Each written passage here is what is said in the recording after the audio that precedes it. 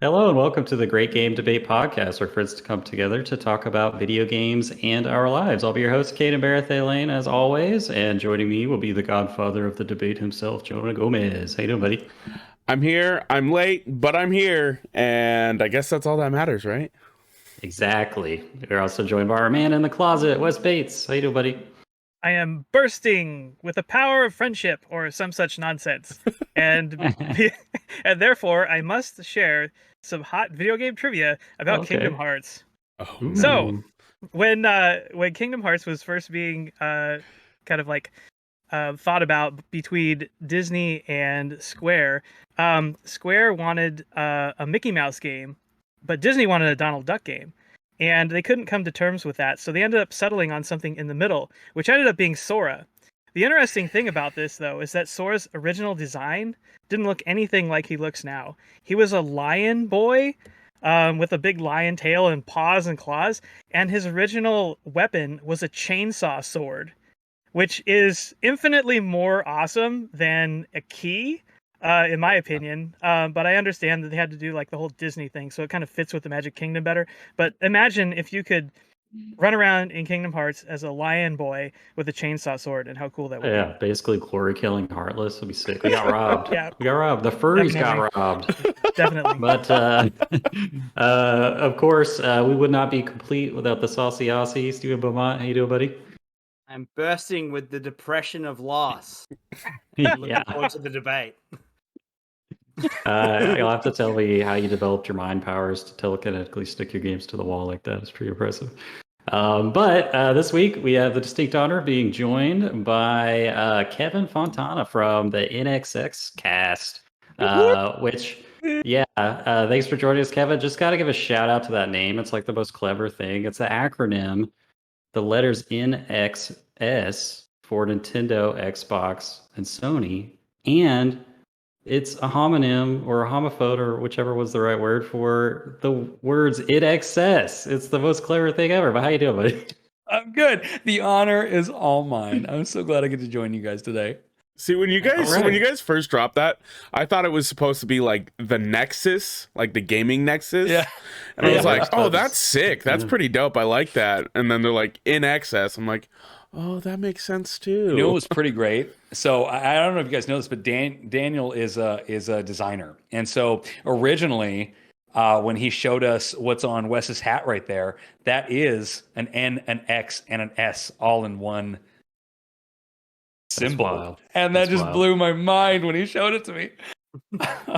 Pure genius. Yeah. Well, guys, I hope you got sucked into an alternate dimension wormhole in the memories of the old hunters and killed Ludwig and stole his guiding moonlight on the way in because it's time for the icebreaker. All right, so our icebreaker question this time comes in from friend of the show, David Burdett. Shout out. He's got a question for you, Kevin. Oh So, shoot! you're dropped Alan into a Wake does battle still suck. royale. I'm just kidding. You preempted him. Listen, you're dropped into a battle royale and you only have the weapon from your favorite video game. What is it and how do you do? I guess he means like how do you perform in the battle royale? And he also says, why is it the flashlight from Alan Wake? Suck it, That's literally- Kevin. Hugs and kisses. You guys must have some deep-seated Alan Wake debate going on here. Literally gonna make the joke that it's the flashlight from Alan Wake, and you have to charge it the same way that you had to do in No More Heroes, or you shake it like a flesh, like Wow. the David shake was weight. just 5 steps ahead of you, I guess. It's like there's some It kind of can still mental be an connection there or answer. something. Yeah. For Dad, I love you so much. Oh golly, that's Well, since tough. you've been read, do you have an alternate suggestion, alternate answers? Yes, I think that, oh man, if I'm going to be dropped into a game where I have to fight and kill a bunch of people, knock out a bunch of people, I want the chainsaw gun from Gears of War, because that gives me range, but also up close and personal. And I love being covered in other people's blood. Oh, Yeah, I think you do a lot just by like your enemies seeing you and then just being stricken with Yeah. fear of running away. So Yeah. yeah. Yeah. Luckily- you never watch someone. if you've got a chainsaw gun, then there's always like a knee-high wall like nearby that you can hide behind. They just like pop up out of the ground. Yeah, leg day for days. What do you think, Steven? What's your answer? Well, obviously, if it's my favorite game, so Banjo-Kazooie. So I've got Kazooie in my backpack, so that's actually pretty good. Like I've got eggs for shooting. I could shoot grenade eggs. I've got invincibility. I could do double jumps, backflips. Yeah, I'm pretty. I think Is that all Kazooie is to you? Is just a weapon, a tool, an item? Oh, maybe a sex toy. Who knows? Wow. Wait. I totally misheard that question. I was supposed to pick my favorite video game. Yeah. I just chose a random weapon. Oops. Sorry, Gears of War. Now your favorite video game is Gears of War. Sorry. My favorite game is not Gears of War. Deconfirmed. It's actually Kingdom Hearts. Oh, you're gonna be flying around with a Keyblade? You can have the chainsaw sword then. I want the chainsaw Keyblade. Well, what's the Magic Ultimate? It's not Ars Arcanum, is that right? Oh yeah. Yeah, because that lets you like shoot like that, so that'd be actually pretty good. What do you think, Jonah? What's your weapon for your favorite video game? You're bringing into the battle royale to win it. If you guys are watching the video, you can see that I've got the Darklink Hylian shield and Master Sword on my wall. So obviously, I'm gonna have Link's entire arsenal. Yes. Obviously. From which game? From which game? Ooh, it's a good question. The Ocarina is obviously the most important. I mean, Ocarina of Time is like pretty good, but so no beam sword. No. But I think I'd go with Wind Waker because that is my favorite Zelda game, and I have light, fire, and ice arrows still. Plus, I can wrap a sail around someone's face and like choke them out, going for the stealth kill. Agent 47. Yeah, I mean, I've got the 99 arrow quiver and the 99 bomb bag. Oh yeah, we know you maxed it out. We're gonna do some damage. We're gonna do some serious damage. Oh, you probably got the magic armor that makes you invulnerable as long as you have money on you. Oh yeah. So, and we all know I'm loaded. So like, what do you think, Wes? My favorite video game is Final Fantasy VI. So I'm just gonna have Magicite that's gonna teach me all sorts of crazy spells, and I'm just gonna be casting Ultima left and right and just blowing up the battlefield. And I can't believe you didn't say you're just going to suplex your enemy. Yeah, I thought that's where you were going with it too. Blitz. Yeah, just pick up the entire Fortnite island and suplex. I could use Aura Bolt and just like shoot Kamehamehas everybody and do the fire dance. You just see him fly up to one of those like blimps and then suplex it out of the sky. That could work too. Good answers, guys. Good answers. Yeah, for myself, it's hard to pick a favorite game, but I am a huge fan of Final Fantasy X. Probably just like bring the art of summoning and just like summon Bahamut and have him like mega flare the entire island or something. I don't know. See, I thought you were gonna take that obnoxious laugh and then just like send all your enemies running in fear. I thought you were gonna bring your Blitzball and just I was saying, I should have done people. He weaponized the Blitzball, so there you go. Cool. Well, that's the icebreaker. Moving right along, Kevin. So, if you just want to give us like a little bit of an elevator pitch for the NXScast, and kind of how you guys met and decided to do that, that'd be really cool. Yeah. So we Daniel, Jeremy, and I worked together previously before I was laid off. And we just, we had a private chat where all we did was talking about video games, and we always joked about starting a podcast and doing it because all we did in the private chat is talk about video games anyway. And so we're like, man, we should take this somewhere. We should do something with this because Jeremy has amazing ideas and wonderful insights on a lot of the stuff that we know and love. And Daniel's just super creative. So it was really fun to chat about things with them because they had perspectives I didn't really think about. So when we finally came together and did the NXScast, it just felt right. I mean, it felt like a good medium to not only get our ideas out there, but connect with the community and build a community, and just explore our love of video games together as friends. There's no real deeper, I don't know, calling so far. Like, it's just a fun place to be together and make friends and talk about cool ideas and video games and news. Yeah, that's awesome. Don't need much more than that. But yeah, I definitely recommend the podcast to our listeners. It's just a jolly time. You guys have a great, just high energy, jolly vibe. And shout out to whoever does your guys' thumbnails, because those are always pretty that is impressive. Yeah, that man's a designer. Really. Yeah.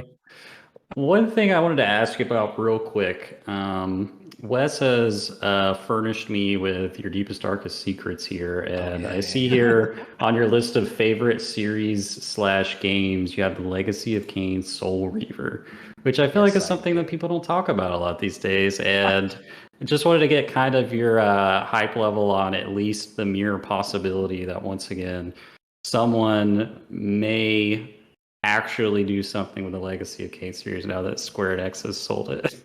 I am so hyped. You have no idea. I literally, I own all of them. I got my hands on, actually, we won't go into that. There was a canceled project, and I had a friend who just had more gameplay that was not available in their when they released gameplay footage. It looked awful. I mean, it looked like a terrible game, but it was more gameplay, and I'm like, wow, this is cool. You can see all the elements from all the other games. But I'm really hyped up because even if it's a remaster or a remake, just bringing it up to modern times, I would love a remake of the trilogy or even just the first game, because I don't know if you guys are too familiar, but Amy Hennig, when they were working on that game, they were trying to do such next level stuff with the PlayStation 1, and they just couldn't.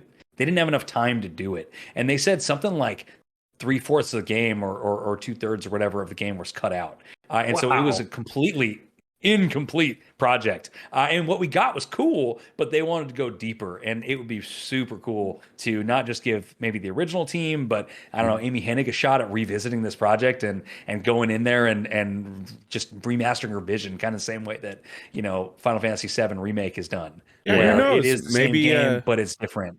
Yeah, maybe her newest project she's working on will get canceled as well. Hurry her up to do a little story. My heart. Yeah. I would love for them to do something with that game. The voice actors are just awesome. The story's awesome. I still get goosebumps whenever I watch the opening cinematic for Soul Reaver. Good stuff. But I don't love billionaires, but I must admit, that billionaire that created THQ Nordic and bought THQ and then went on to Embrace Group, all that sort of stuff, is the only company that is releasing AA remasters, games that no one else would remaster. Yeah, Kingdoms of Amalur and all the Darksiders games, all that sort of stuff. It's just it's the weirdest, nicest thing that a billionaire's ever done, because it's they surely aren't making money. They're probably breaking even, or maybe someone got $50 bonus. But I was really excited about Embracer Group when I found out that it is just THQ Nordic. I was like, oh, thank God. It's not just this. Yeah, it sounds much worse. It sounds like just a tech investor, and that's all they are. And I'm like, oh God, they're going to be taking all this stuff, just trying to get it. But it's it's THQ Nordic. They actually know how to make good games. So hopefully they can turn it around and make some solid stuff with all these IP. Yeah. Fingers crossed. Did you play Darksiders 3, by the way? I did. Yeah. I'll be quiet then. There you go. That's where I was going with that. Thumbs down, audio listeners. Let me I'll change the subject here. I'll toss things over to Wes. I'm sure you got some pretty questions for our guest here. Well, I don't mean to go off on a tangent, but you also mentioned that one of your other passions is music, and I see a bunch of guitars behind you on the wall. So I was just wondering, do you still actively play? Do you have a band? Do you do any you mentioned you like to sing? Yes, I do. Fill us in on what you're doing musically these days. So these days I do still actively play. I've taken a little bit of a breather. I mostly just play, when I need kind of free thinking, if I need to just calm down or that's sort of my way of taking a breather. So actually I've taken a breather from my breather. No, I put down playing for a little bit just because we had the new baby in the house, and I'll play to her, and she loves it, and it's wonderful, and it's kind of re-inspired my love of playing acoustic guitar. Yeah, I'm either holding the baby or I'm out with the kids, so I've put it on the back burner for a little bit. But literally just this week, I started teaching my kids kind of basic chords, just teaching them, the caged method, so that they can learn the basic chords, and then they can overall take a look at the whole neck, using C, A, G, E, D. But yeah, I mean, it's a fun pastime. I played a lot of death metal back in the day. Hell yeah. I played death metal back in the day, so I don't play so much death metal anymore. I can't honestly even move that fast anymore when it comes to my wrist speed and finger movement. But I moved more recently into real calm. I did a bout of worship leading for a while. So I was doing Christian worship music for a while, and now I just play pretty much everything on acoustic because I like playing, for instance, Cannibal Corpse on my acoustic. No, I'm just kidding. I don't play Cannibal Corpse on my acoustic, but that's awesome. I have been playing Tool a lot lately on my acoustic, and that's kind of a happy medium because it's not quite metal, but it's calm enough and harmonic enough that you can play it on an acoustic and it sounds good. I mean, it got some good guitar licks. It's good stuff to play on acoustic for sure. So tangent, because we're already on a tangent. I very much overthink stuff, especially music. I listen to lyrics and I'm like, wow, that's so deep. But like, especially with Tool, I listen to a lot of their music nowadays and I'm like, gosh, I just didn't get this when I was 16. Like when I was listening to this in high school, I just thought it sounded cool. But like the song Sober almost brings me to tears listening to it now. Sober's insane. Yeah. And I've been playing that on my acoustic and I just go to a dark place. One thing I feel like I missed the boat because obviously I'm 32 now, and like my 32 my drug abuse days are behind me, so like I feel like I missed a lot of like the deeper meanings, and so like I've listened to them a bit, but I feel like I just need a little bit of influence to like to really understand what's going on. Shrooms. Just to really elevate the experience. Yeah. I've become very dependent on alcohol just so I can understand this song better. Worth it. Yeah, I'm stereotypical, man. Like when I played metal, I was like drinking and I'm not proud of this by any means. I was drinking and doing drugs and partying, and I was like such a stereotypical rocker at that time. Yeah. And like when I look back on it now, I'm like, gosh, what an idiot, But were you a battle vest wearer? No, I was not a battle vest wearer. That's all right. You didn't go that far. I was gonna go off and say that I was the mesh shirt wearer, but I wasn't that either. I wore normal clothes. Yeah. That's awesome. We'll have to do a little bit more music talk later. Yes. Sure. Please. Well, now that we're all well acquainted, it's time to move into the debate. So I'll turn things over to the judge, Jonah Gomez.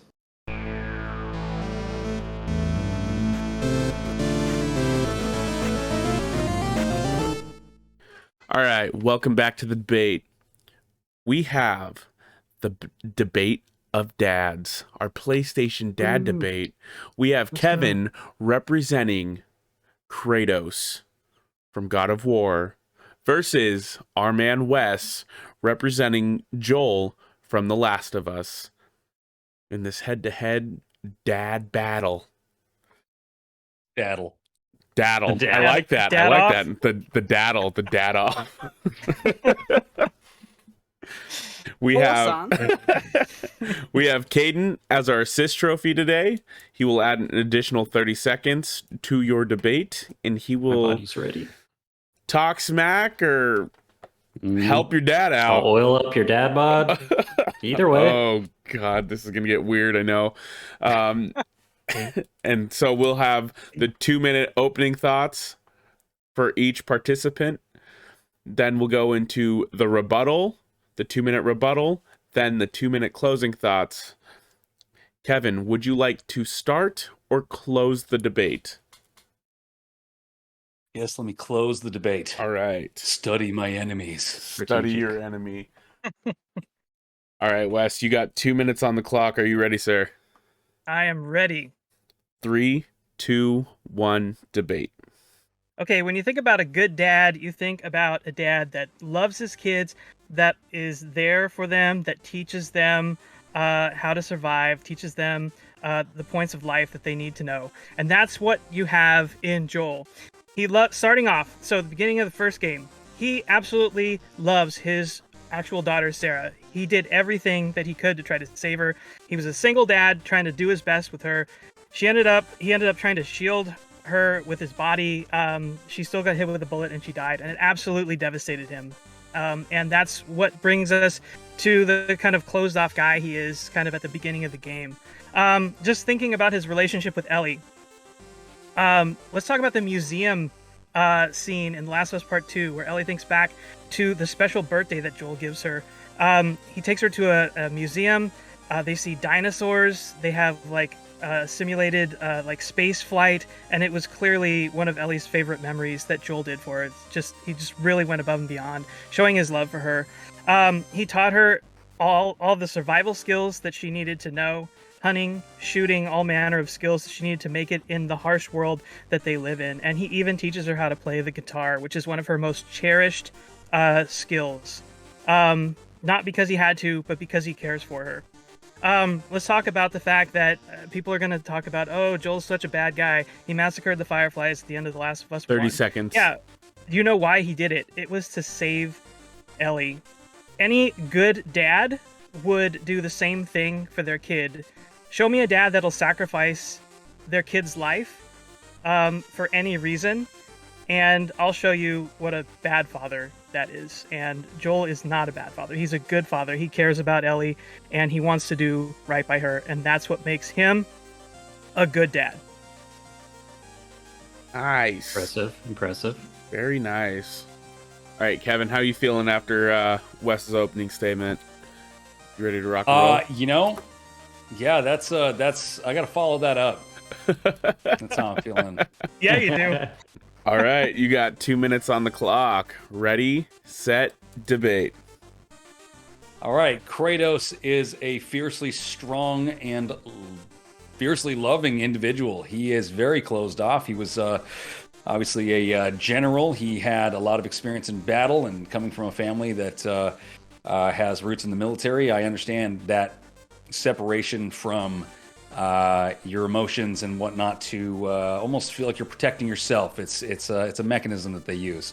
And Kratos, while not always able to show his love, showed it in the small ways. For instance, the ways that he cared for his wife, the way that his wife, this doesn't apply to being a dad, the way that he cared for Atreus through his sicknesses, the way that he cared for Atreus and showing him how to hunt and how to survive as well. In fact, while Wes was speaking, I was thinking about the amount of similarities between these two characters, in that he was teaching Atreus to survive in the wild in the event that he's not there for him. He wanted him to be a viable human being. Teaching him the throes of more complicated things, like, for instance, the complications that come with Atreus' sicknesses, which I'm going to remain vague so to avoid spoilers. He not only taught him how to hunt and survive, but he taught him how to fight. He taught him how to survive against fierce opponents, not just humans, but large enemies, trolls, things like that. These enemies that would otherwise take down a normal 30 human seconds. being. He taught him these important lessons on how to forage for food, how to build. He was teaching him, transporting that tree and whatnot. He was showing him how to build the pyre, for instance, life lessons. But he cares for him, and you can see that in how he reaches out his hand in multiple scenarios, trying to tell him how much he loves him. But there's nothing that Kratos would not do to save his boy and his family. shown by when Atreus was sick and he had to take him to Freya. Very nice. Very nice. Can I just interject here, just really super quick? Okay. 1 second interjection. So we're currently at 1-0 in Dead Kids. Let's see if that changes with the rebuttal. 1-0. Dead Kids. Which I mean, technically they're tied on that. To be honest, that hasn't come up yet. Say it for the rebuttal. Okay. Steven, you're kind of like leading the rebuttal here a little bit, so let's get into it, Jonah. Let's All collect right. ourselves. 2 minutes on the clock, Wes. Reminder to both of you still have your assist trophy. 3, 2, 1, debate. So, is Kratos really a good dad? Well, he murders his first child and his wife in a fit of blind rage, so I'm kind of wondering if that puts him in the negative. His entire family history is one of a long string of patricide. He killed his own father, he killed his grandfather, he even killed his own mother in Ghost of Sparta, and many of his half-siblings. So I'm wondering how he would know how to be a good father when he has no idea what a family even is. He keeps killing them all. He wasn't really there for Atreus until he had to be. Up to the point where his wife died, it was clear that Kratos wasn't there for his son. He left all of the parenting to his wife, and he and Atreus are essentially estranged at the beginning of that video game. And you can hear how Kratos really feels about his son with the way that he refers to him. He doesn't even call him by his name. He calls him boy for most of the game. That is so just disrespectful. How would you guys like it if your boss just called you Gomez or Beaumont? I mean, there's no care there. There's no affection. He can't even be bothered to show any real comfort to Atreus during the time of Atreus's mom's death, or any real love. There's so many times when he almost puts his arm on his son to give him comfort and care, but he always pulls away because he's an emotional cold fish, and he doesn't understand. He doesn't understand what it takes to be a good father, and he's too weak to rise to the challenge to put himself out there for his kid. He's selfish, and he's driven by his own emotions rather than putting any effort into the relationship that he has with his child. I'll cap it off by just with Atreus's inner monologue, which kind of says it all. He always leaves. He's never there. Time. He does. We'll never know. We'll never know. Right. Man. Damn, Wes, you bringing the fire, dude. Savage. Hitting hard. We called him.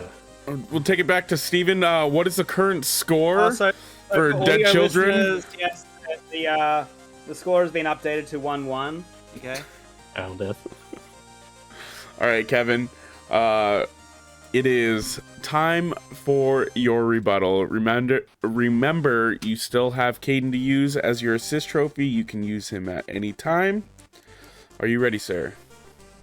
Is this my rebuttal to Wes's comments, or it is about a rebuttal about Joel versus Wes's comments versus Wes himself, even. Hey, Okay. hey, let's not make this personal, all right? Low blows allowed.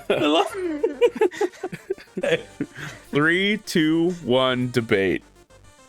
Joel was a loving father at one point.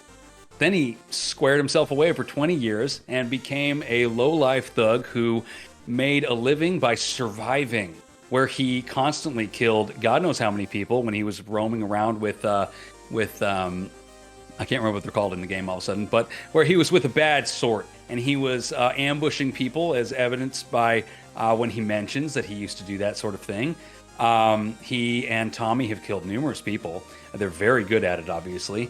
In fact, to the point where they're almost so callous and desensitized by it that they joke about it daily. One could say that his love for Ellie comes from guilt, just from not being able to save his own daughter, not truly love. It could be argued that he is only protecting her because he feels like he has to make up for the fact that he couldn't protect his actual daughter. He does nice things for her, and sure, that could be said that he was doing those things to make her a little happier in this environment of sadness and pain. But again, there could be selfish intention there, and a lot of people read into it that way. I can't even say that with a straight face. I'm so sorry. Dang. No, but I think that his love is there, but it might be a toxic love. It might be based and rooted in guiltiness. And I think I'm going to leave it at that. Oh, leaving 30 seconds on the table. The confidence, the sheer confidence. Dang. But The toxicity. Assist trophy as well. All right. Oh, wow. For the finale. All right. Remember, gentlemen, you both still have your assist trophy. You can start with him, close with him, or even throw him in the middle of your debate. I'd prefer if you didn't, but you can. I'd like to start with Caden. You'd like to start with Caden. Okay. Okay. Tell me when. I will let you know. All right. Caden, we got 30 seconds on the clock to start Wes's closing thoughts. Wes, as soon as I say time, just begin. 3, 2, 1, debate. All right. There's a really horrific, disturbing, immoral scene in God of War 2018 that a lot of people like to overlook. One thing that a father needs to be able to do is to be able to shepherd their 15 child seconds. away from harmful substances that will mess up their development. And Kratos just blatantly opens a sealed ancient Greek amphora that's an ancient artifact filled with alcohol and just pounds it with Atreus. Think of the brain, the development. Okay, so a couple of things that we should recognize about Joel versus Kratos. Okay, Joel tells dad jokes. Kratos tells no jokes. If you're gonna be a dad, you need to tell dad jokes. Joel comes out with this banger. He's like, "What's the downside to eating a clock? It's time consuming." That is a classic dad joke. I've never even seen Kratos crack a smile. So, I mean, if that doesn't make Joel a good dad, I don't know what will. The other thing, let's talk about dad bods, okay?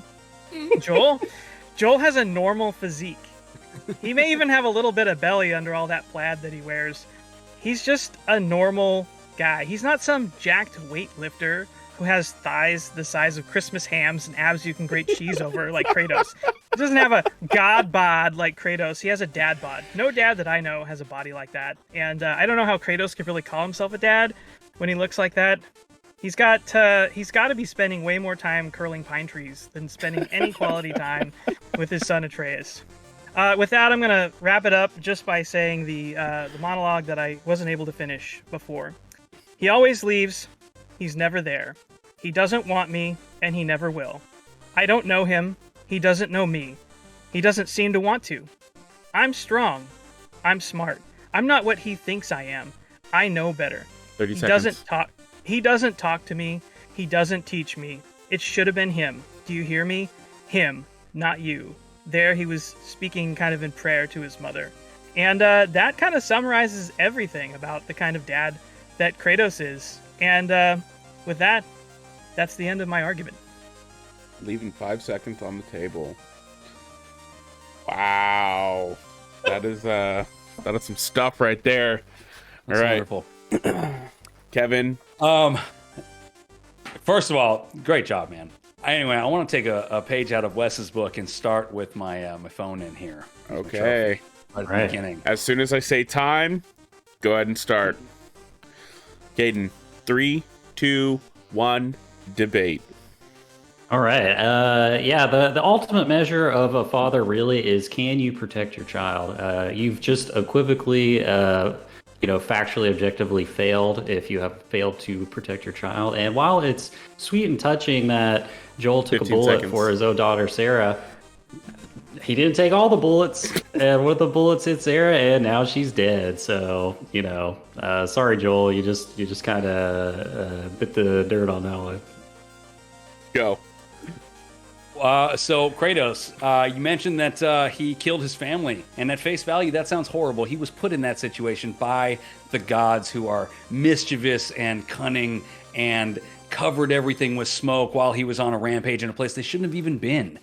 So that was purely an accident, and an accident that he has held in his heart for hundreds of years. And it was only until, so mind you, he's not relatable on a sense that he is a god, a demigod. He's relatable in the fact that he's a man struggling with his demons, trying to get over that. The rage inside of him is symbolism for the rage that I think we all feel, and the rage we feel as parents.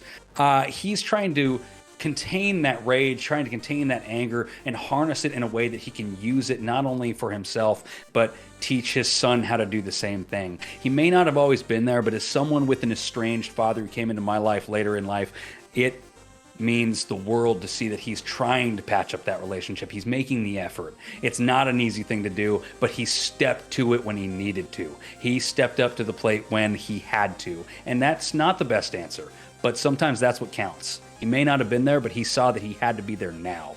And that is what is the most important in my eyes. He was there for Atreus when Freya was not anymore. And he's building that bond. He's building that foundation now. A little late, admittedly, but he's building it. And he's putting forth the effort to do so. And that's where I relate with him the most. 30 seconds. Is I love seeing that he is putting the effort in. And I know I've said that a lot, but I'm trying to drive that point home. The effort is where it counts. Atreus needs a strong figure. He needs someone to teach him how to survive in a world that otherwise he would not know how to. So I say I give Kratos the benefit of the doubt and say, going forward, he is a good dad. He may not have always been, but he is a good dad now. Ooh, right on the money. Very nice, Kevin. Solid closing thoughts. And you know what? This is I can already tell that this is going to be a close one on the polls. You guys both brought the heat. Steven, I want to get your thoughts, but before that, what's the current score on Dead Children? Still 1-1. Okay. Although thank you, by the way, for keeping score. I did not know you were going to do that, but I appreciate it nonetheless. So let's get your thoughts. The first minute I was looking to download a score tracker app, and I was like, come on. All right. Let's get your thoughts on the debate. So my first of all, missed opportunities for absolute zingers. Obviously, the museum birthday gift in the space shuttle. I think that it would be a coup de grace. Slight missed opportunity there. That's like the greatest. I talked about that moment ever. I mean, he did bring it up. Okay. I'm sorry. That would have been my whole argument. And then obviously, on the God of War side, Kratos did it first. The old Simpsons did it thing in God of War 3. He is trying to protect a little girl. So, Kratos did it first. But yeah, so very tricky. Completely, massively flawed individuals. I do the personability that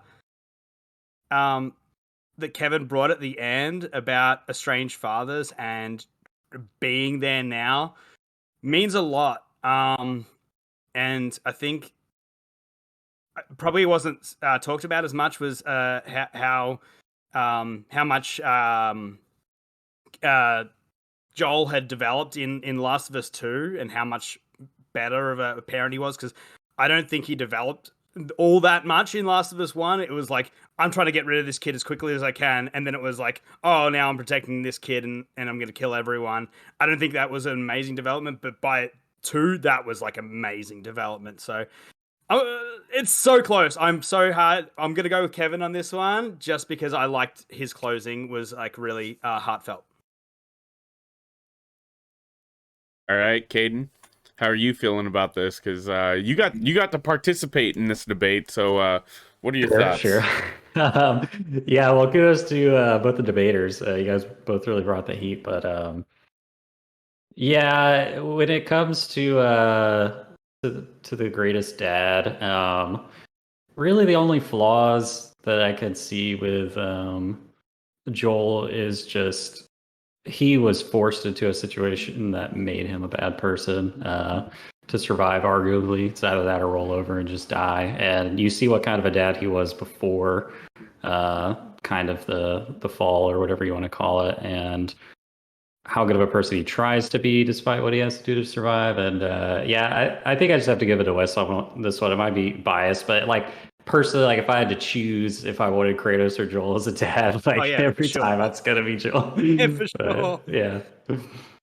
All right. I think, oh man, this was really tough. Like you both brought some serious heat on this debate. Kevin, dude, that closing statement, that was some good stuff right there, man. Talking about the estranged father trying to come back and patch up those holes in the relationship. That was some really good stuff. But what really took it home for me was the ultimate part of being a dad. Like the number one thing to being a dad.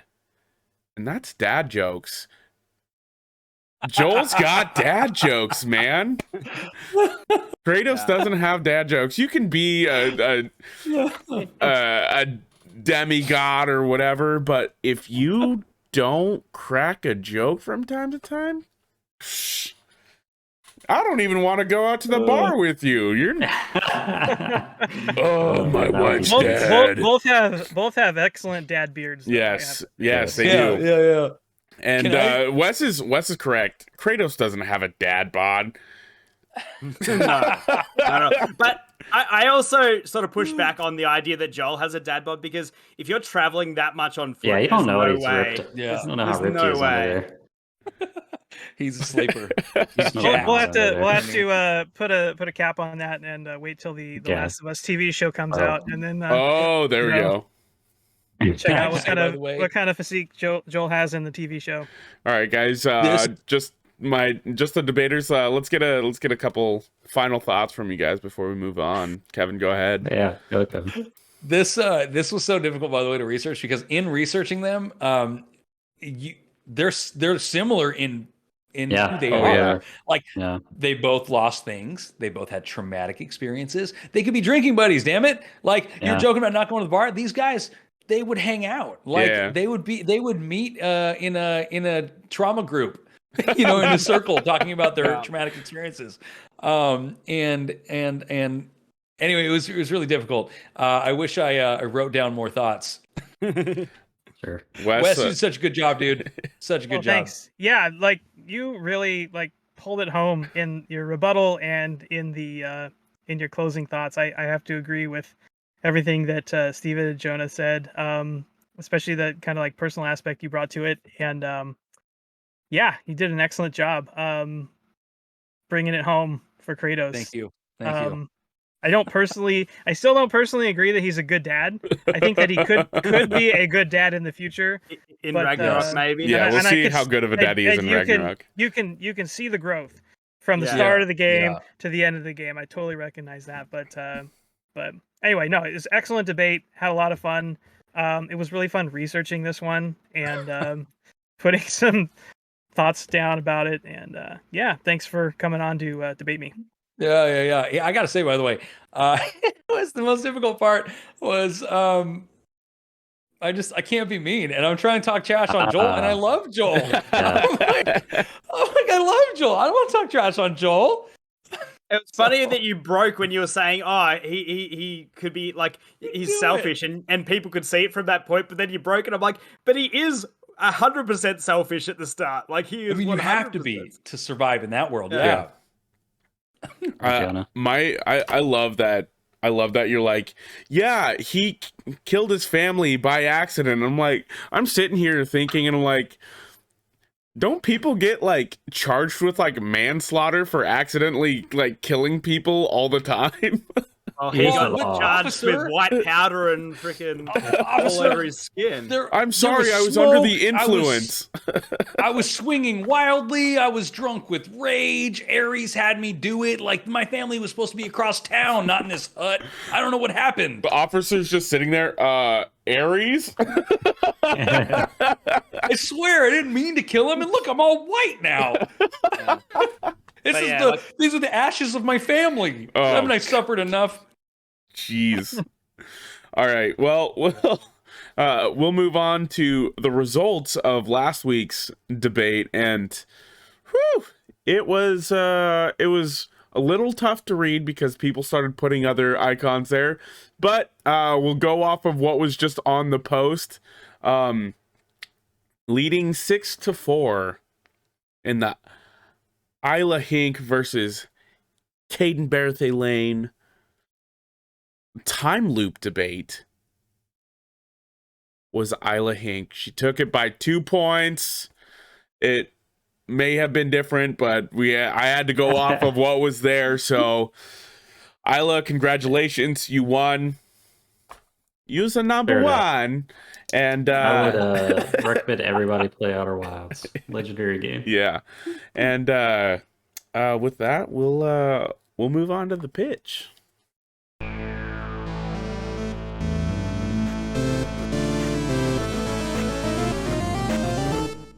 All right, moving on to the pitch. Disclaimer as always, no shade on either of those games, both legendary, incredible games. Just got to sometimes bring the heat on the pitch, even if you don't mean it. Got to tear down that opponent's foundation. But yeah, Last of Us, God of War, go play it. All right, we're moving on to the pitch, wherein a handful of us panelists will have 2 minutes to give an elevator pitch, so to speak, of a game we've been playing, a mystery game, and then we will reveal the game and see if anyone has buyer's rewards. So first up to the pitcher's mound will be Wes. Jonah, are you count down? Yeah, I got 2 minutes on the clock, Wes. Ready, set, pitch. Right, so I'm bringing a side-scrolling 2D pixel art Metroidvania to the pitch. And I know that those games don't always hit with everybody, but this one has a heavy anime aesthetic. You play as an anime maid who throws knives as projectiles for her attack. But we're not just talking like a couple of knives. We're talking hundreds of knives at one time for projectiles. The game it's set kind of in an old Japanese castle. A lot of the enemy designs are based on kind of like legendary Japanese creatures, oni, and different kami and gods and whatnot. And you make your way through this castle. You pick up your kind of general Metroidvania style power-ups like double jumps and keys that let you go through doors you couldn't access before. But the really cool thing about this game is the time manipulation aspects that come with it. So you have the ability to not only slow down time, but also freeze time, and everything on the screen freezes. And during that time, you can attack. Like if you attack, you're throwing out your knives, like the knives will freeze in place in front of you until you like restart time, and then they like fly across. And it's got really, really solid platforming. It's really, really tight controls. The really cool thing about this game 30 seconds. Is that it takes a nod from bullet hell games, using a concept known as graze that I was not aware of before. So the way that you get HP and your magic back is you have to get as close to enemy attacks or projectiles as possible, and then these little like blue or pink dots will come flying out of the enemies and kind of like fill your health up. So it's got a real good risk reward system going on, which fits cleanly into the inspiration of the game. Time. Ooh. Wow. You can tell Wes does this a lot because he gets those pitches down to 2 minutes perfectly. Yeah. All right, Kevin. Well, shoot. Okay. Are you ready? Got 2 minutes. Yes. Sorry, Caden. I didn't mean to interrupt you. You're just going next. Well, point of order real quick. Are we deciding if we're buying the game? I think we're gonna okay. Yeah, we'll do the decision. And okay, then well, I'll go reveal. first. Yeah, I'm 100% in. You tell me a maid that can stop time and line up 1,000 knives to shoot at the same time as something, I'm in. Yeah. I 100% know what this game is, and I realize that I prefer my Metroidvanias to have projectiles. So yeah, I am also 100% in. See, you're like, I don't like Metroidvanias that much. See, it's not that I don't like Metroidvanias, because I do. I'm just really hit or miss on them. Mm-hmm. Yeah, fair enough. Just a lot of Do you like wannabes. anime maids though? I mean, who doesn't? You know? I mean, Kevin's right. The thing with Metroidvanias is I gotta like actually see them. You know what? Yeah. Oh, it's on Game Pass as well. Oh, okay. Pass. I'm in. Good. I'm in. Yeah. Okay, Kevin. What is Cool. What are you? I'm in as well. Okay. I'm in. I was sold Okay. when he got to the time part and the Okay. Yeah, daggers. that sounds Yeah. cool. All right, let's move on to the next pitch. Kevin, Okay. you got All right. 2 minutes on the clock. Ready, set, All right. go. I'm going to keep it short and sweet. This game that I'm pitching is a 3D game. 3D game? What a lame description. It's a linear experience, but there's a lot of challenges and fun things and opportunities to improve and reward yourself through these challenges. So this game takes place in a vibrant world where you set out to conquer many obstacles in front of you while being on horseback. So you're exploring and you're discovering the power of friendship. So you're not playing by yourself. Challenges are numerous, but they are very rewarding. And the graphics are crisp, bright, and beautiful, and enjoyable every step of the way. The vibrancy of it is likened to Breath of the Wild. I do love that sort of cell shading graphics. And I enjoy the horseback aspect of it. So, yeah, I mean, that's kind of lame sounding now that I say it out loud, but I loved it a lot. So anyway, that's honestly, I don't know where else to go from there. It's challenging and rewarding, and that was the part that I love the most. It's kind of like one of those games you got to play to experience. Okay. Cool. Well, I'll stop your time there. I'll go ahead. I think I'm in. The idea of like a linear game with horseback intrigues me because when you hear horseback, you always think open world, and the more I get older, linear games kind of appeal to me more than open world because it's just like that focused, bespoke design over just a checklist of things you gotta slog through. So yeah, I'm in. What do you think, Steven? Horseback and Friends is super intriguing. Obviously, I love bright colors. Color palette sounds awesome. So it's obviously not Shadow of Colossus. Not many friends in that game. Yeah. Wow. Interesting. Can I just get a quick rough idea of a price check? Is this a full price game? Is this an indie title? What are we talking? Yeah, I think about $39.99. If it's not on sale, $39.99. Interesting. Oh, I really want to hear about it. I'm going to say I'm waiting on a sale for whatever this game is. I just want to hear about it. Yeah. Yeah, I think I'm in the same boat with Steven. I think I'm going to be in wait for a sale, but I am very intrigued by its linear and it's linear and you make a lot of friends. Is that like playing with friends or? Well, and I may have misspoken when I said linear. It's more like you're in sectioned off areas. So you've got zones, large areas to explore, but linear in that, you can't go out to the overworld from these areas. Gotcha. Okay. Twilight Princess. Yeah. Oh, then I'm definitely in. Say Zelda, jumps in. What do you think, Wes? I'm in too. The horseback aspect sounds really interesting, and I genuinely, other than pixel art, cell shading is probably my favorite graphical style. So it sounds really interesting. So I'm gonna give it the nod. All right.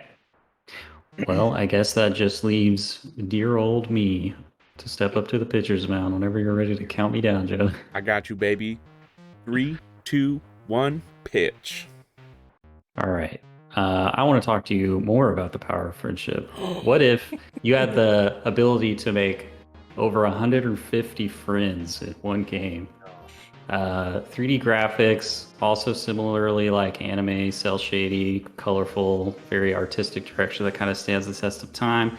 Real-time combat with a party, can give orders to your party members to buff their stats, pull off special maneuvers, can enter formations with your party members to strategically attack enemies in advantageous ways. You can enter a defensive posture to tank attacks. You can enter a kamikaze formation to literally cause all of your party members to charge and fly through the air, body slam the enemy in an explosion. Goblins, dragons, dwarves, humans, seedy underbelly of a city ruled by a corrupt religion. Surprising sense of humor, just hilarious. There's a scene where your character's riding on the coattails of his deceased legendary knight father, and he becomes accepted into the knights purely on his father's name because he actually sucks at combat. And he gets taken to like the room in the bottom of the castle next to the janitor's closet where he'll be, that's his like quarters as a knight. And when the steward opens the door to show him his room, it's just this dingy, cramped. There's like a bunch of crap shoved in the back. There's cobwebs everywhere. There's like one candle with like flies buzzing around it. And he goes, no. And he spins into the background as the screen fades to black, and then it like cuts back to the steward, and he's like, are you finished? Can we finish getting you moved into your castle? You know, just overlooked legendary PS2 RPG that everyone should play. Time. I believe I know what Caden is talking about. I have a feeling. Now that you say PS2, I have a feeling. I shouldn't have said PS2. I think I also I know knew what it this well game before is. you said PS2. Why did I say PS2? It gave too much away. I think I knew what it was before you said that. Yeah. But I'm buying in. I'm buying in. All right, just pull out your CRT and order a Fat Boy PS2 on eBay, and you'll be good to go. Kevin, what are you thinking? I'm sold. I mean, that sounds like the power of friendship. I'm all about it. No, I'm mostly the party formations and the defensive measure and all that sounded really exciting. And I love me a good RPG. So I'm sold. Steven?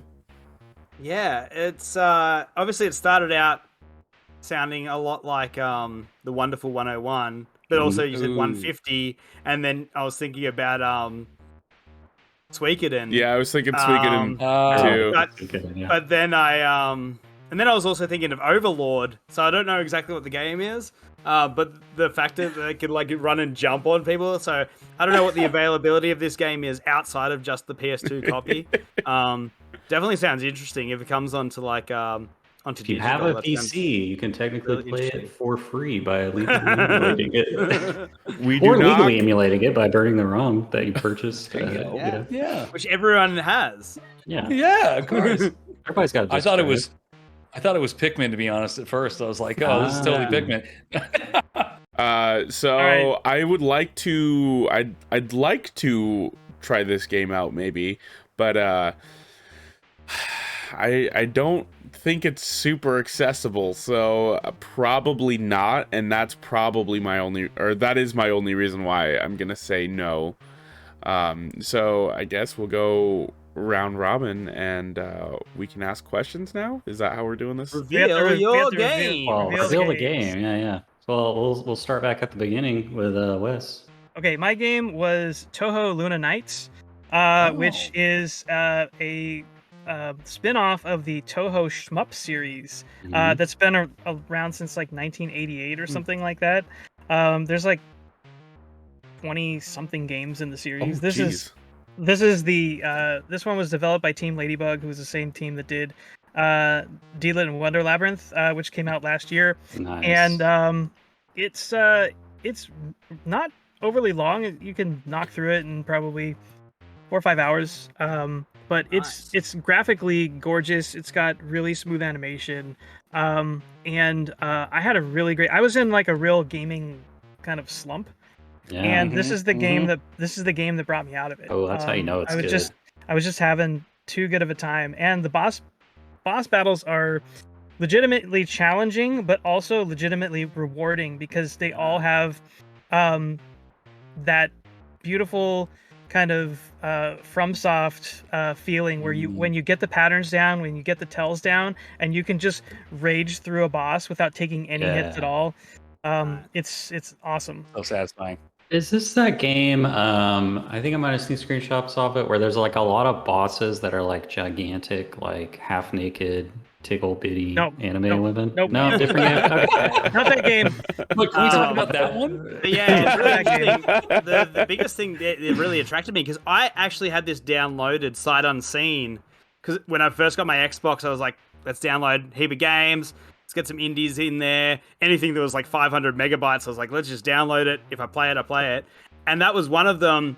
First of all, I probably didn't know it was a Metroidvania. And yeah, I just realized the other day when I was playing Deedlit, I realized that I just prefer having a gun in a Metroidvania. Yeah. It just makes my experience so much smoother. It's just because I've played through Mummy Returns, and I've played through like other game, like obviously all the Metroid games and stuff, but just having a gun and being able to shoot in a bunch of different directions just is my preferred method. So yeah, I'm definitely going to re-download this because I didn't know. Yeah, it's a good game. What about you, Kev? That sounds amazing, and especially now that you told me it's on Game Pass, I'm absolutely going to download and try it out because I'm going to be honest with you, I was not actually 100% into Metroidvanias, and I just revisited them with Metroid coming out on the Switch. With Dread, and actually, it reinvigorated my love for them because I hadn't played them for a while. Yeah. So what was your game? My gosh, my game. Okay, so I actually have no idea. What? Bibi and Tina's horse raid. That's exactly what it was. I left it intentionally vague because if I gave you too many details, you knew exactly what it was. Wait, are you being serious? I'm being totally serious. It's Bibi.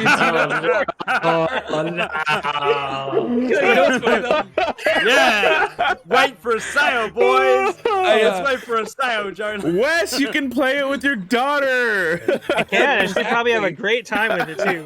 That's exactly. My 3-year-old daughter loves it. We just finished the Isle of Big Snack, so we're looking for something else. All right, lads, drop that $40. Pull up the store page. Drop that 40. I saw it for 20 at GameStop, so it's been on sale as low as $9.99. So look out for those sales. But you know what? In all 99 cents. In all seriousness, my little girl and I have had a ton of fun playing it. And so while it was a joke, it does actually have some fun playability to it. Obviously, a bunch of grown men probably aren't going to buy it and play it, but playing it with your daughter or your little kid is definitely fun. Well, you sold it very well. Yeah, I was like, this sounds like The Legend of Zelda Twilight Princess. Wow, how have I not heard about this game? Horseback battles are insane. Caden, can I guess what your game is? Oh, you beat me to it. Is it Radiata Stories? Yeah. What? I gotta fill Kevin in here. It's kind of like an ongoing meme. One of my favorite games of all time is this little known, poorly marketed, underproduced Tri-Ace RPG published by Square Enix on the PS2 called Radiata Stories, which I never heard of before I played it. Yeah, I just saw it sitting on a shelf in a used game store, and I was like, I'll give this a try, and then I freaking loved it. But yeah, I'm like constantly bemoaning the fate of this game and how it's not been ported and all this kind of stuff. So these guys, they sniffed me out. But you hear that, Embracer Group? Yeah, hell yeah. It must have been one of those, like, those computer stores you'd go into, and it just got all the weird boxes of, like, Another World, and, like, just all the really, like, you've got to be, like, 30 years older than us to know what these PC games are, and then there's just random, like, PS2 games. Mm-hmm. Is that, like, the sort of style you're in? Yeah. But yeah, I really can't speak highly enough about this game. What's a used copy of Radiata go for? Do you know? I swear you keep telling us about like new things about this game every time. Yeah, it's a huge RPG, so the main gimmick of the game is that at the halfway point of the game, you have to make a decision to side with one side or the other in like a major conflict. And literally from that point forward in the game, the entire game's completely different. So it's like you got two completely, like the characters that you can get on your team, and like the story and the places you go to are like completely different and everything. And so there's so much going on in that game. Act like a Pikmin Overlord sort of game, or is it like an RTS when you're fighting? What is it? No, so it's real time.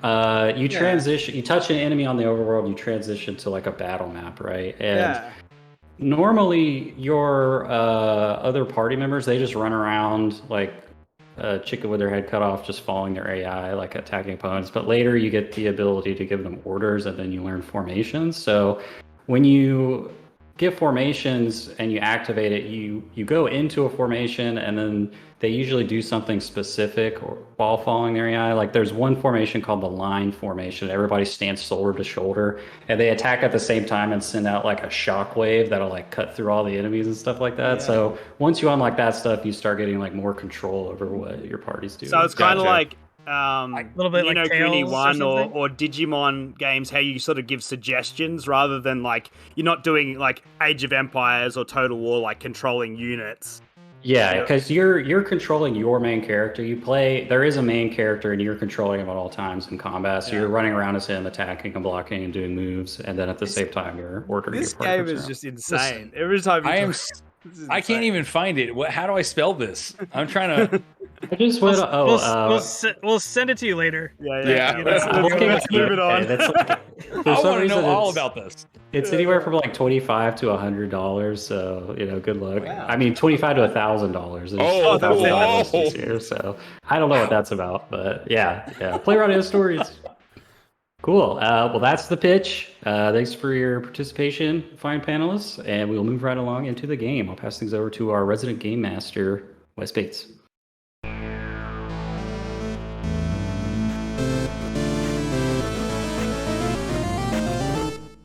All right, so we're going to do something a little bit different today. We haven't done this on the show before, but I think it's going to be fun, so we'll give it a shot and see how people like it. We're going to be playing video game Mad Libs. So what I did was I created kind of like a lengthy paragraph related to video games, and I'm going to go through, and the start of the game is just going to be me asking you guys kind of in a round-robin order for specific words, adjectives, nouns, people, like specific characters or whatever. And then when we get done, I'll read it off, and hopefully hilarity will ensue. All right, let's hope I don't get tripped out because I'm a very illiterate person. So let's go. So we'll go round robin. We'll start with Jonah, then we'll go Kevin, then Caden, then Steven, and back around. Jonah, give me an adjective. Cat. No, Jonah, we're starting with video game publisher. Give me a video game publisher. Embracer Group. I don't think they're a publisher, are they? I think they are a publisher. They are a publisher. Okay. Yep. Oh my. All right, Kevin, give me a well-known game director or any game director. Hideo Kojima. Oh, I knew it was coming. Figured that was going to be. Okay, I'm typing these in as we go. Okay, Steven, give me a noun. It was meant to go Caden. I'm sorry, Caden, give me a noun. Rules. Metal Gear Sahelanthropus. Can you use it in a sentence? Okay. Metal Gear Sahelanthropus blew up the mother base with its railgun. I didn't write this stuff. The legendary director Hideo Kojima wrote this stuff. All right, Steven, give me a verb ending with ing. Ing. Oh, my favorite ing, but probably. Wait.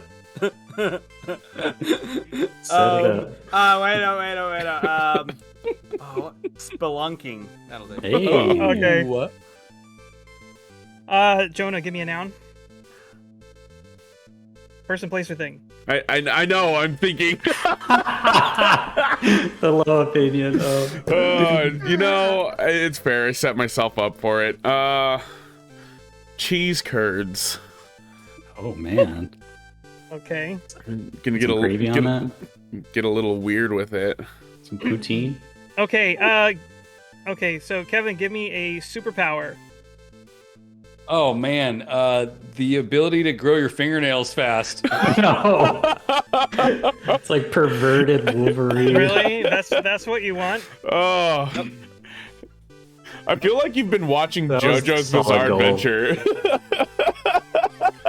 It was either that or the ability to grow your teeth. Oh, I don't know what's worse. All right, we're gonna go with the fingernail thing. What they have in they call it the Fingerlonger in Futurama. It's just like he has an extension finger. Call it the Fingerlonger. Caden, I need an animal. Okay. How about the noble platypus? Okay. Yes. Steven, adjective. Adjective. Can you use it in a sentence? I forgot what an adjective is. A describing word. Yeah, I was gonna say, isn't it a descriptor? Word. Yeah. Incandescent. Oh, grossly even. Okay, Jonah, give me a name. First name. First name? Yeah, a first name. Dick. Dick. Yeah, we'll go with Dick. But you have to say it like that. You gotta say Dick. Dick. Oh, okay, Kevin, I need a plural noun.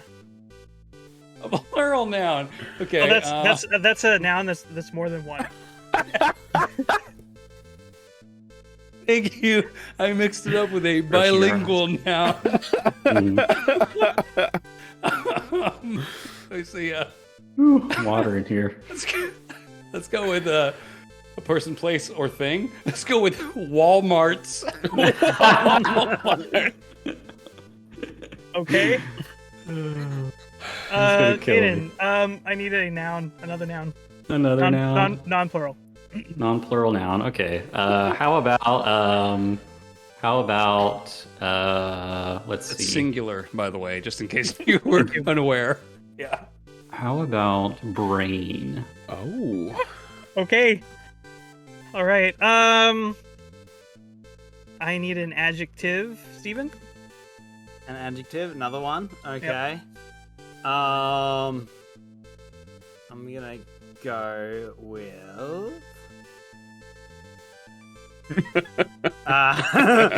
premature. Okay. Jonah, a noun. You asked for this quest.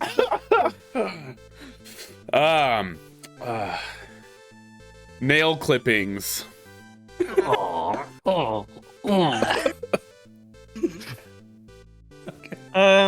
Okay. Kevin, an adjective. Adjective. Oh man.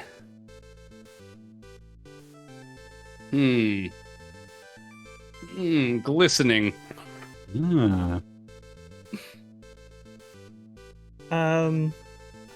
Hayden, a plural noun. How about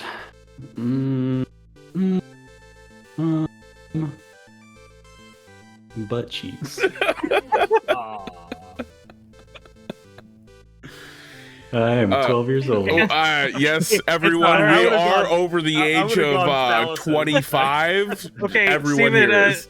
Steven, I need another plural noun. Another plural noun.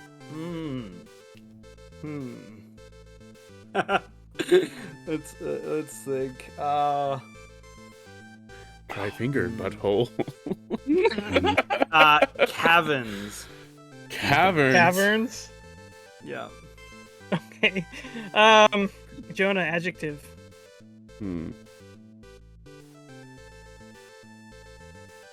We'll go with speedy. Ooh. I like it. Great. Kevin, give me like a perspective, like a type of perspective in a game, like a 2D, 3D, isometric, first-person shooter, like first-person, whatever. Like a genre or like a perspective? No, like just a perspective. Just a perspective. Camera perspective. Okay. Yep. Okay, let's go with third person over the left shoulder. Over the left shoulder? Oh, okay. Hayden, give me a genre of video game. What are they? Just come up with the most convoluted one possible. Yeah. How about like a dating simulator? It's like a subgenre of visual novel. Okay. Over the shoulder dating. Okay. We're doing good. So now I need a noun, Steven, and a noun from Jonah. A noun. Okay.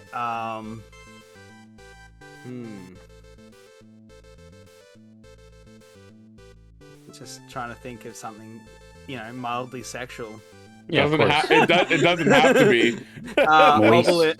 Obelisk. I was gonna say moist as well, like something that's moist. Yeah. Nobody's used moist. Jonah? Yet. Did you say an adjective? No, noun. Noun. Okay. We missed out on moist. You said Yeah, obelisk. Okay. God, I was gonna. If it was an adjective, I was gonna say doom. Doom could be a noun. Doom could be a noun. I don't want to do doom. No. Give me a thing. Sim. Sim? Sim. Yeah. Sim. Okay. Like Like a as sim in card? like the character of a sim, or like a sim. The game. Like a The simulation. game. The game. The Sims. The game, The The Sims. Sims. A sim. Yeah. Or a sim. Yeah. Make sure to italicize and capitalize it. Okay. Okay, so here we go. Kevin, give me a video game character. A video game character. Yep. Oh man. Any video game character. Glover. Okay, Hayden, another video Glover game character. had a glistening dick. The merchant beetle from The Legend of Zelda Wind Waker. What was it? Okay. Beetle the merchant. Oh yes. Okay, and Steven, I need one more game character. One more game character. Gosh darn. Sorry. I think it's something sexual. We're Sexual. gonna go. Oh, okay. Then Senator Armstrong. Crash's girlfriend. Okay, I'm I was just gonna hoping type that in. I was hoping you were going to choose the NPC that you totally mang as Kratos in God of War 2. Yes. Bathhouse Girl. Bathhouse Girl from God of War 2. Yeah. And you know what's really messed up is that like every time that Kratos has sex, it's technically an orgy. Mm-hmm. Yes. Well, I don't know, is that messed up or is that cool? Jonah, give me a gameplay. Oh, wow, It's consensual. I need a gameplay feature. Gameplay feature. It could be any gameplay feature. It could be co-op. It could be like HD Rumble. it could be a menu screen. It could be anything. Controller shaking reload. Yes. A light gun. Here we go. Okay. Henry Cavill. Kevin, method. I need another gameplay feature. Okay. Man, that's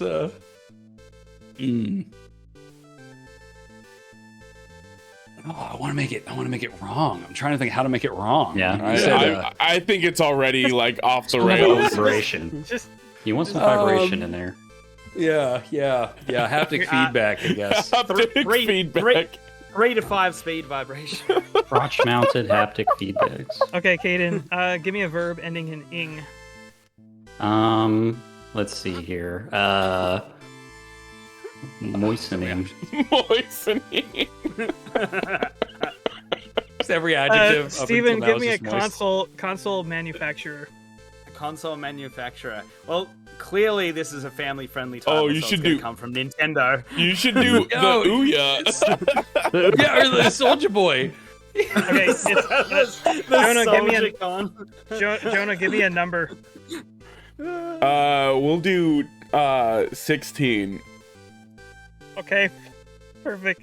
Kevin, I need an adjective. We're almost to the end. This hopefully will be worth it.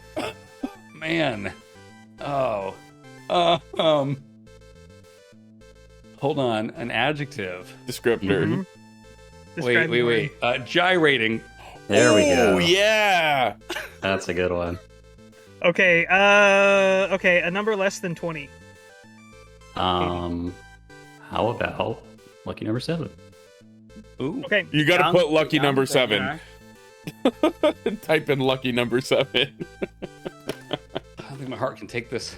Yeah. Steven. Oh wait, sorry. Caden. Wait, who gave me 7? You That just was did me. Caden. Okay. Steven, give me a month. A month. December? No, Okay. there's no funny months. You should have Okay, said none and that then- November. And then Jonah, I need a year within the next 10 years.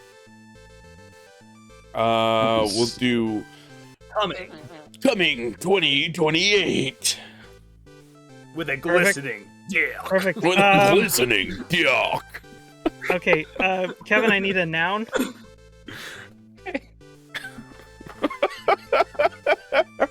I got two more. I I think need a we noun and a broke verb. Kevin. Pumping. Pumping's the verb. Pumping. Pumping. What's that vibrating thing that used to be a massager that nobody uses? Oh, the magic wand. The Thorogun, or what? I don't remember what it's called. But that thing. Yeah.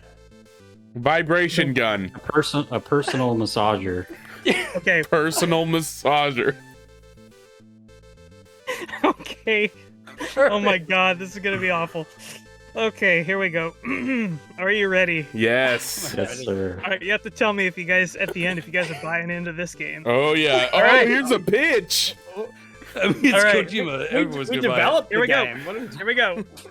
Today, Embracer Group announced their newest project with director Hideo Kojima.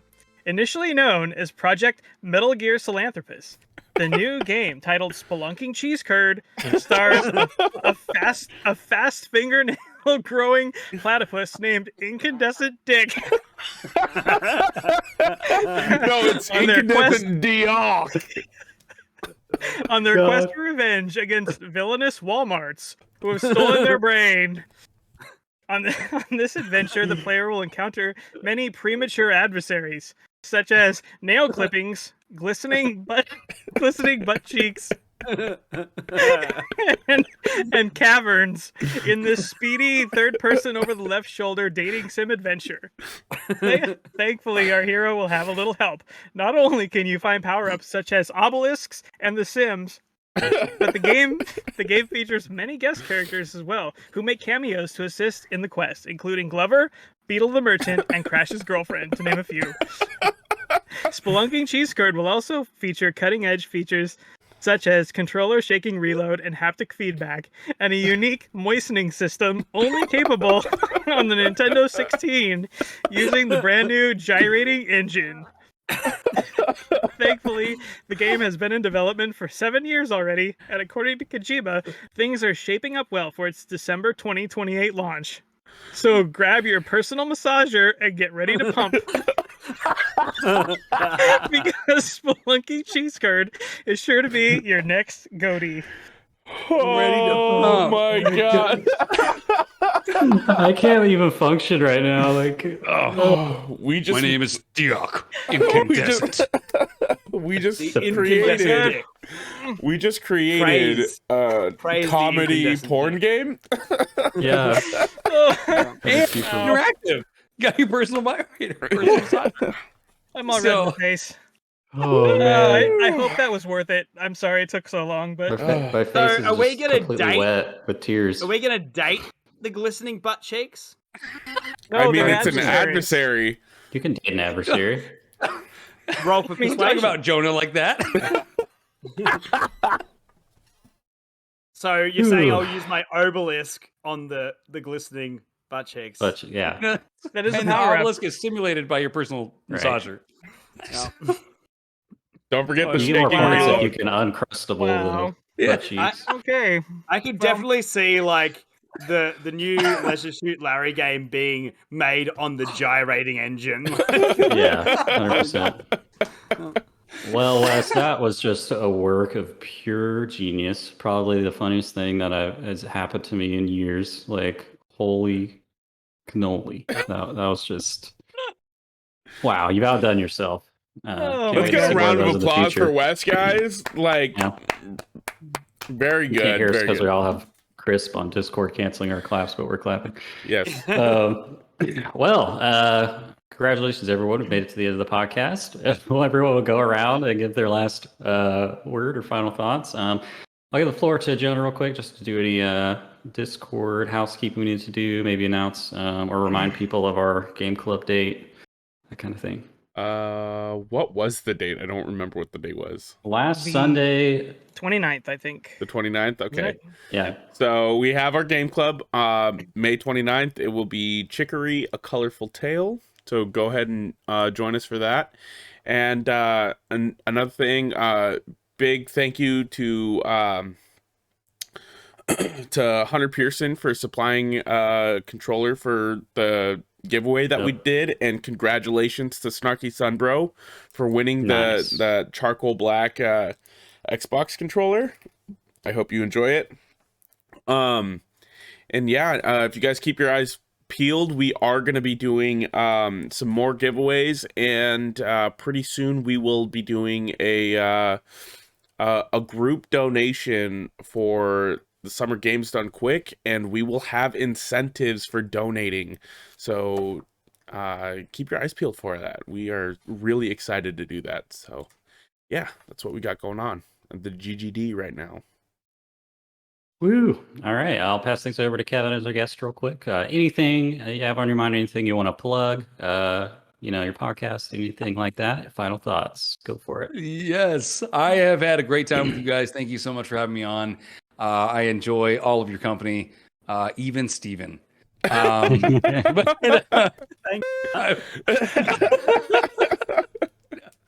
A great time. I'm glad you said that because I didn't know if I was supposed to shamelessly plug here or anything, but please do. Please, if you guys enjoy my ridiculousness, please come and see me and the guys over at NXS. You can check us out on Twitter at NXScast, and you can find us on YouTube at NXS Games.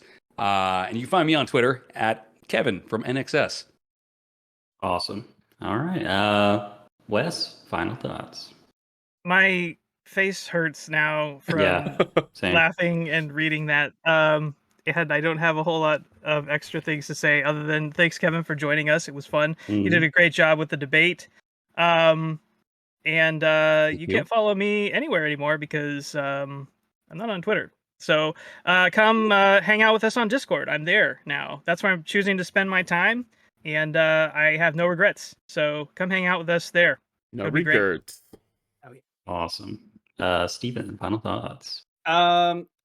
Just this morning started playing. I can't remember exactly the name, but it's that Turnip Commits Tax Evasion game. Oh, right, yeah. It's a Zelda game. I didn't realize. I had no idea. I thought it was a farm sim or something. I had no idea what it was. But it's super cute. It's on Game Pass. Check it out. It's really cool. Are you learning a lot? Yeah. Can you use that in a sentence? Like, are you learning a lot about tax evasion? Yeah. 100%. You just can't talk about it. All right. Well, I've been your host, Katie Bear Thaleen. We are Great Game Debate Podcast. You can find us on YouTube if you just search Great Game Debate Podcast. Our Twitter is Great Game Debate, spelled DEB, the number 8. Either of those places or any of our Twitters, you should be able to find a permanent link to our Discord and get in on the fun, non-toxic, super chill pop culture discussion. Maybe join our game club. And as always, happy gaming. Bye. Bye.